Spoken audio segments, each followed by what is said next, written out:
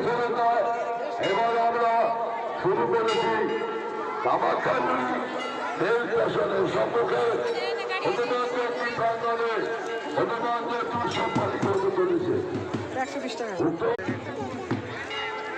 আপনাদের বক্তব্যের উদ্দেশ্য হচ্ছে আপনারা প্রত্যেকে কথা